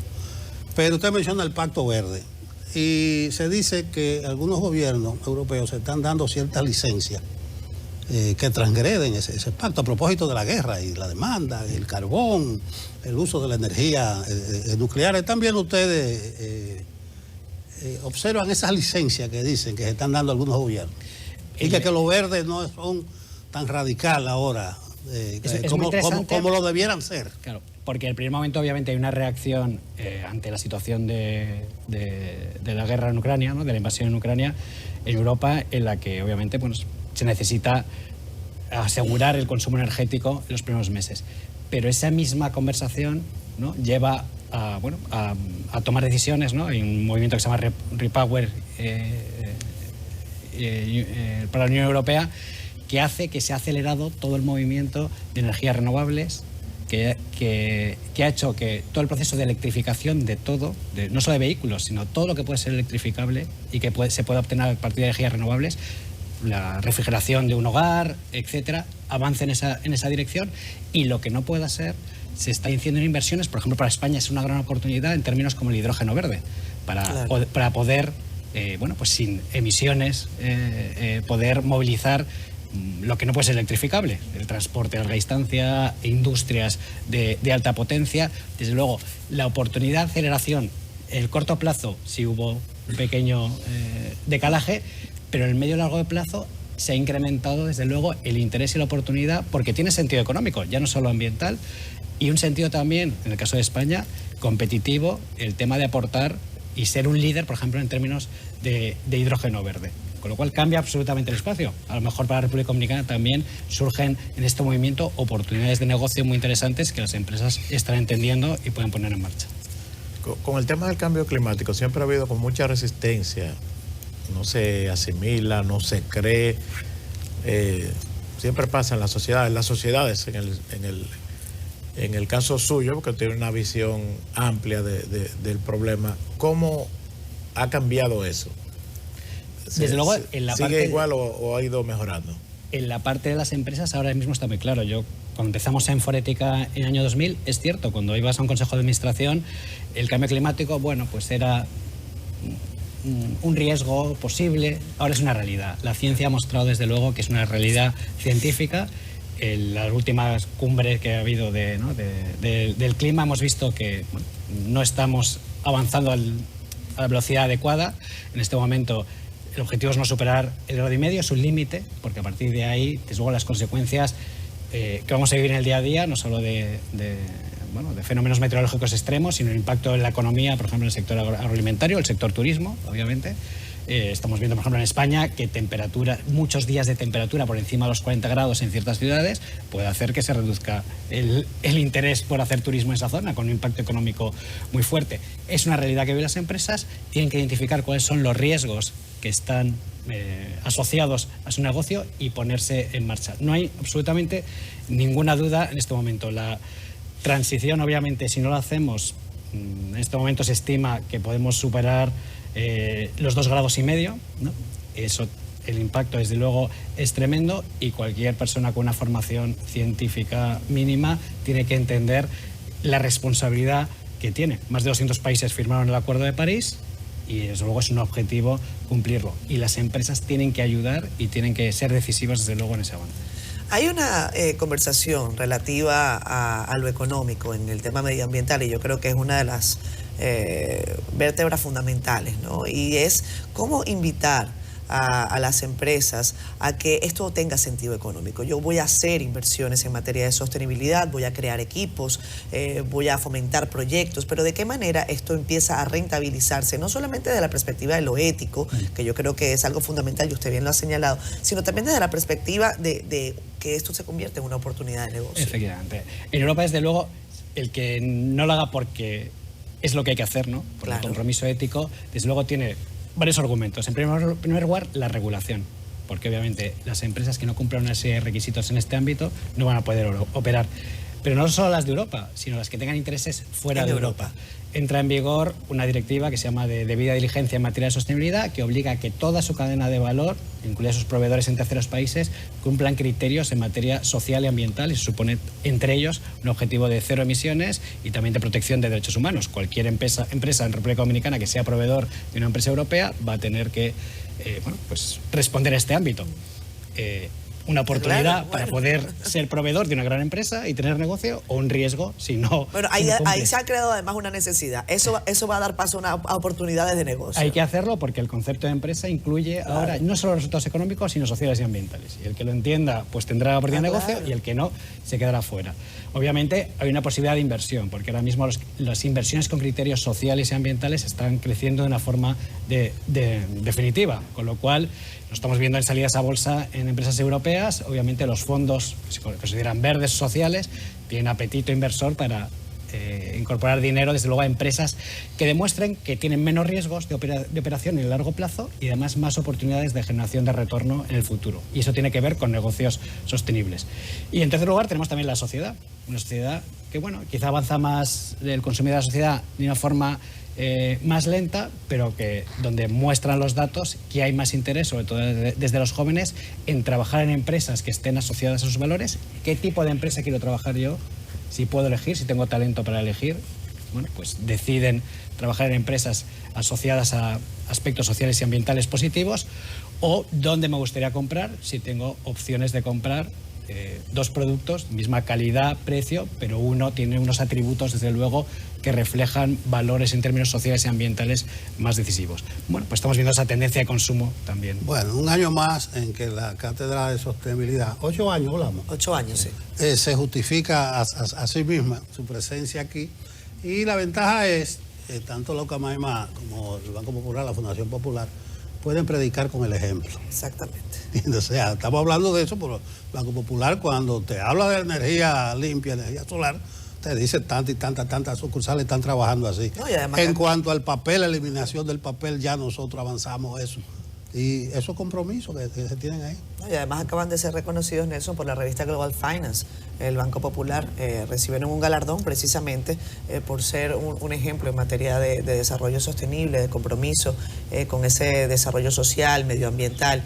Y qué bueno que usted haya venido esta mañana para conversar sobre estos temas que siguen siendo un reto para la República Dominicana y para el mundo, ¿no? Efectivamente, a veces no son para hoy, pero sí que son fundamentales para mañana y los próximos años. Pues hay que empezar hoy. Efectivamente. Gracias, señor Granda. Vamos a irnos a comerciales, venimos enseguida. Los traductores e intérpretes. Eso está muy extendido, al punto que ya se trabaja para un colegio. Actualmente existe una asociación de traductores e intérpretes. Felizmente tenemos a Luis Pérez Guzmán con nosotros, es el presidente de esa asociación, y vamos a hablar precisamente de la misma, de los propósitos de avanzar hacia crear un colegio profesional de traductores e intérpretes. Buenos días, señor Guzmán. Buenos días, Nelson, Catherine, Héctor. Gracias por la invitación a su programa Despierta con CDN. Mi nombre es Luis Pérez, soy traductor e intérprete, y en este momento animo la Asociación de Traductores de la República Dominicana. Yo decía que parece, si ustedes caminan hacia la colegiación, es que en términos numéricos son muchos. Sí, nosotros nos hemos dividido en dos generaciones. La generación de los intérpretes que fueron nombrados a través del Poder Ejecutivo, que va desde los años 70 al año 2000, cuando se hace una reforma en la justicia, y entonces pasa esta facultad al Poder Judicial. Entonces son ya 500 más intérpretes que son más jóvenes, que fueron nombrados a través de la Escuela Nacional de la Judicatura y el Poder Judicial. ¿Cómo es la mecánica? ¿A ustedes lo convocan? Explíquenos. Sí, en esencia el intérprete sirve en los tribunales de forma oral y es una garantía de un derecho fundamental que le asiste a toda persona que ha manifestado que habla un idioma diferente al español y es sometido a un proceso. Cuando sucede esto, entonces el Poder Judicial convoca a los intérpretes para que les sirvan de puente, de herramienta para la comunicación entre el imputado, el juez y los abogados. En este caso, es bueno preguntarle, señor Pérez, ¿cuál es el objetivo de crear un colegio? ¿Qué diferencias están planteadas? ¿Y cuál es el trabajo que se está haciendo también? Entiendo que el senador de Samaná está apoderado de algún tipo de Pedro Catrén. Pedro Catrén. Correcto, Catherine. Nosotros es de mi autoría, es una iniciativa legislativa que fue apadrinada por el senador Cristóbal Venerado Castillo, porque son ellos los que tienen la facultad de someter anteproyectos de ley. Sí. Y entonces esta iniciativa pasó a la Comisión de Justicia, que ciertamente preside el senador Catrén por Samaná, y él tiene en sus manos el estudio y el rendimiento de un informe, ya sea favorable, que es nuestra aspiración, o desfavorable, para ser sometido al Pleno y su posterior aprobación, remitirla luego a la Cámara de Diputados y al Poder Ejecutivo. Pero ¿cuáles son las diferencias fundamentales ahora en caso de que ustedes pasen a ser un órgano colegiado? Pues el colegio vendría a garantizar la calidad del servicio que brindan los intérpretes, tanto al sistema judicial como al público en general. Vendría a garantizar una educación continua de los intérpretes, vendría a representar también a esa comunidad de profesionales y vendría también a colaborar con todos los traductores en su formación continua, en su representación y, por qué no, en un consejo disciplinario que podría entonces llamar a que mejore la calidad del servicio que brindamos a la población. Usted habló de una parte que había sido nombrada por decreto. Sí. Dijo que había 500. Antes y 500 después. Eso hace un conjunto de unos 1000 intérpretes a nivel nacional, de los cuales la gran concentración radica en el Gran Santo Domingo y están distribuidos en las diferentes provincias o distritos judiciales en el país. Pero no son suficientes, o sea, faltan. Ahí hay una situación. Por ejemplo, en las zonas fronterizas, en las ciudades fronterizas o distritos judiciales como en Mao, se presenta una gran dificultad por la necesidad de intérpretes de creol. Claro. Al no estar, no tener la posibilidad de brindar este servicio, entonces los tribunales se ven en la obligación de posponer o de reenviar estos procesos, lo cual es muy traumático para las personas que buscan justicia. Mire, la labor del traductor uno entiende bien, sí, hasta por definición, pero la del intérprete se me desdibuja un poco. Sí, cómo no. Realmente son dos facetas. El traductor trabaja desde su casa, su oficina, en pantalones cortos, frente a un ordenador, textos, en la parte escrita. Mientras que el intérprete debe andar bien vestido, desplazarse ya sea al tribunal, al salón de conferencias y hacerlo de forma oral. Ahí radica la diferencia entre el traductor y el intérprete. Pero el intérprete, en el tribunal hay una persona que está hablando en un idioma distinto y el intérprete es que interpreta, vamos a decirlo así. Correcto, así es, Nelson. Como el traductor simultáneo. Y eso es como medio delicadito ahí. Sí. O sea, implica una gravísima responsabilidad. De hecho, el intérprete, y nosotros en la Escuela Nacional de Traducción e Interpretación, la primera clase que le damos a nuestros estudiantes, jóvenes ávidos que se acercan a nosotros, es que se debe hablar en primera persona. El intérprete asume la personalidad de la persona a la cual le interpreta y dice, sí, yo soy culpable. De hecho, en una ocasión, el policía judicial a quien le puso esposo fue a mí. Porque él escuchó, él confesó y dijo que sí, que él era el culpable. Imagínese un idioma en que el culpable e inocente tenga más o menos fonéticamente algún similar. Yo soy culpable, pero fue inocente que yo dije. Sí, es él hizo también su papel que lo... Él hizo también el papel que lo asumió. Señor Pérez, usted habla de un caso que podría parecer una cosa como un gris para mucha gente, pero es algo gravísimo. Estamos hablando de violación de derechos, sobre todo a las personas que, tal y como usted señala, están permanentemente enviándole el juicio, reenviándole el juicio porque no pueden acceder a la justicia. Sobre todo son ciudadanos haitianos, los de la zona fronteriza, porque usted bien comenta, no hay suficientes intérpretes para asistirlos durante el proceso legal. Y a mí me gustaría que usted, no sé si usted tendrá datos sobre cuántos casos han sido reenviados precisamente por la ausencia de intérpretes, si existiría la posibilidad de saber ese dato, ¿cómo podemos nosotros indagar al respecto? Sí, Catherine, la Carta Interamericana de los Derechos Humanos establece que cuando una persona manifiesta que habla un idioma diferente al español, debe ser asistido por un intérprete para que sepa de qué se le acusa y poder defenderse. Esa es la Carta Interamericana de Derechos Humanos. Sí, en el artículo 8. Suscrita por la República Dominicana. De la cual el Estado Dominicano es signatario. Y hay un tema ahí que establece que debe ser de forma gratuita. Absolutamente. Para no interpretar la justicia. En cuanto a tu pregunta, Catherine, existen estadísticas, por ejemplo, en los tribunales en Mao, donde se presentan muchas demandas laborales de los haitianos con sus empleadores tenemos casos de, yo podría decir, más de 50 reenvíos en lo que va de año por falta de un intérprete judicial que pueda garantizar este derecho fundamental que le asiste, y que al juez verse en la imposibilidad de ser asistido por un intérprete, a veces ha tenido la obligación, primero no puede seguir el proceso y debe reenviarlo, o se ha tenido que ver con auxiliarse del coquero.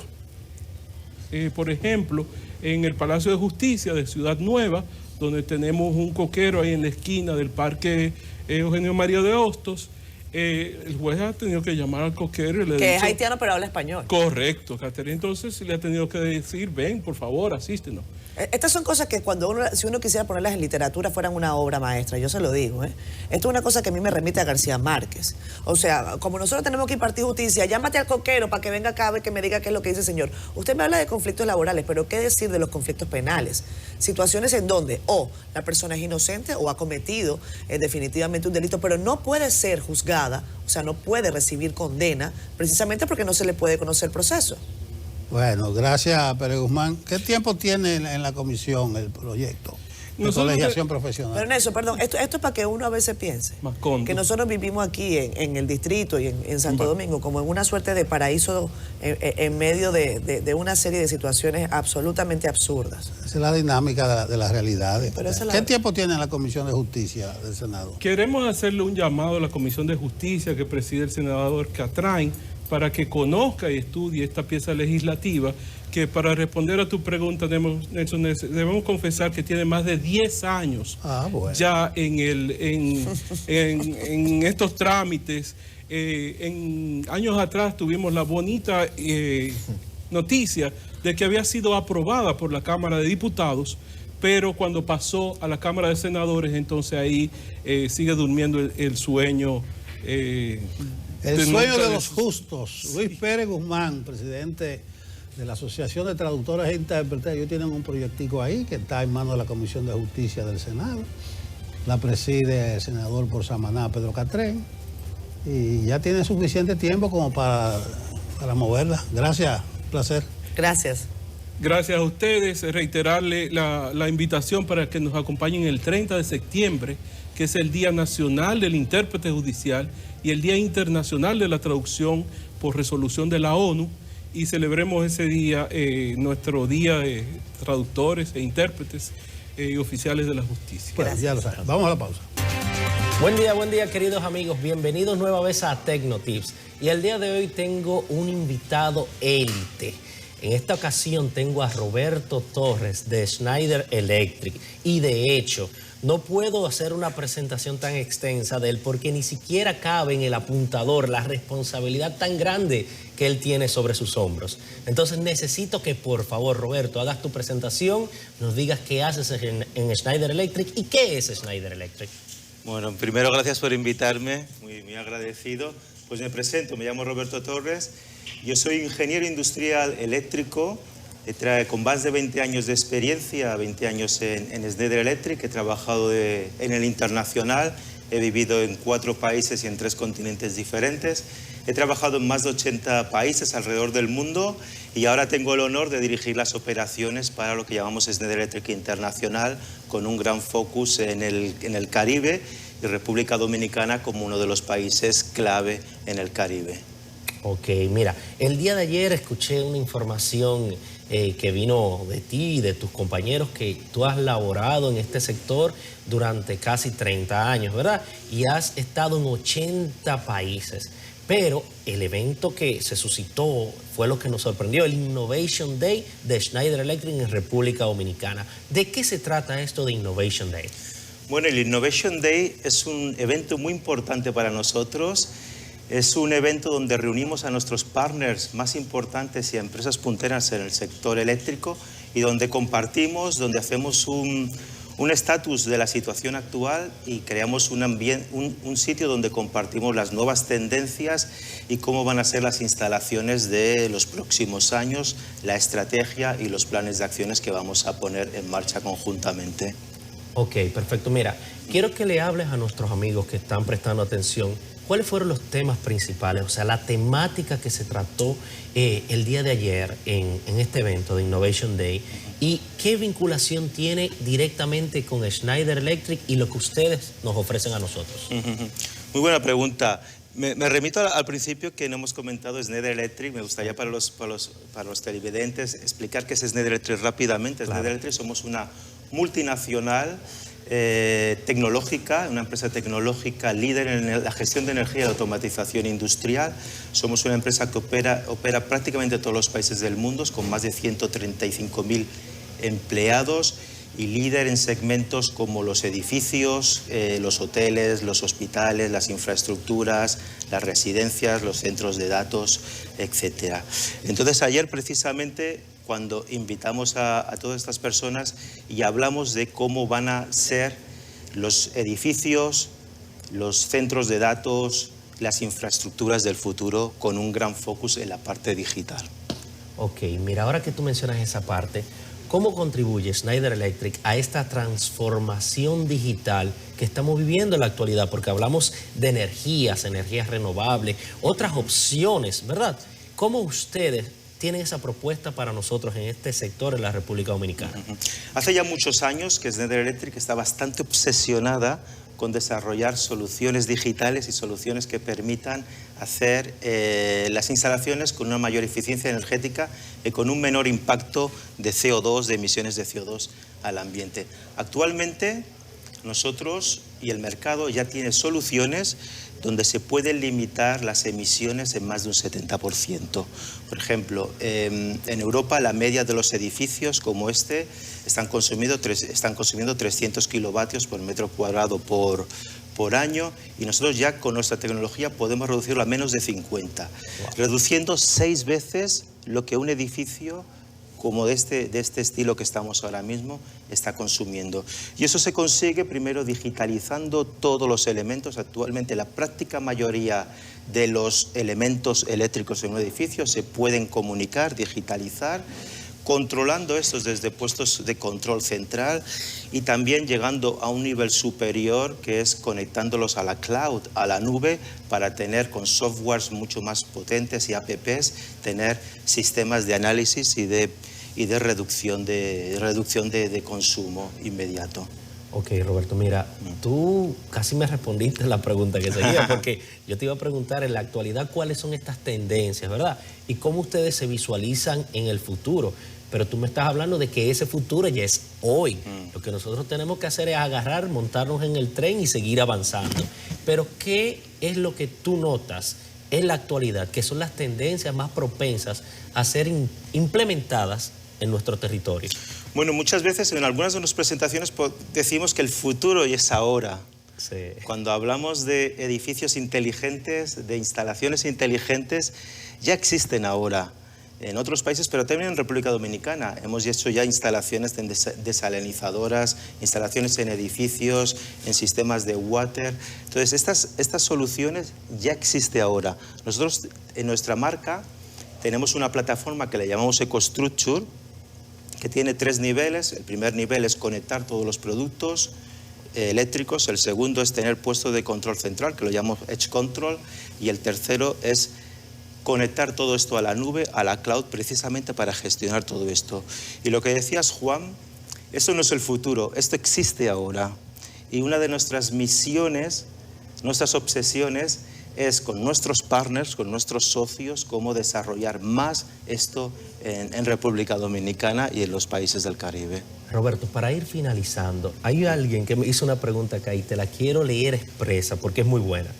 ¿Cómo el sector eléctrico de nuestro país actual puede abordar de una manera eficiente el tema del cambio climático? Explícanos eso. ¿Cómo se puede hacer? Esa es una pregunta muy, muy amplia. Okay. Principalmente empieza por la generación.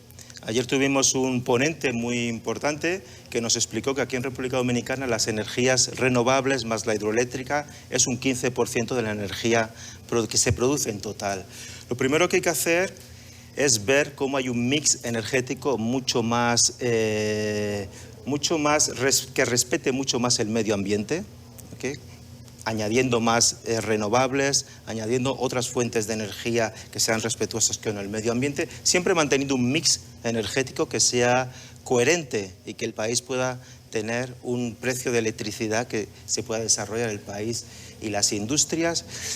Esa es la primera. Y la segunda, si hablamos de la transmisión, de la generación, es digitalizar. Nosotros ahora tenemos soluciones para poder digitalizar todas las redes de transmisión y distribución. Acabamos de hacer un gran proyecto ahora, por ejemplo, en Nueva Caledonia, donde lo hemos digitalizado todo, y esto al final está permitiendo que haya menos problemas con las emisiones de CO2 y se reduzcan enormemente. Mira, me encantó esa respuesta. Entonces, en definitiva, lo que nos está diciendo es hacer un sector eléctrico más inteligente, más conectado y más responsable. No hay ninguna duda que ese es el camino a seguir hoy en día. Bueno, muchísimas gracias por habernos acompañado el día de hoy. Gracias, Juan. Espero que esta es la primera, pero no la última. Y a ustedes, amigos que nos están viendo, nos vemos el próximo viernes. Cualquier pregunta, cualquier recomendación, síganos en las redes sociales. Juan Medina RD y CDN37. Hasta luego. Nos vamos, señores. Hasta el lunes. Hasta el lunes. Dios quiere. Caramba, hasta el lunes, nos vemos. Feliz fin de semana.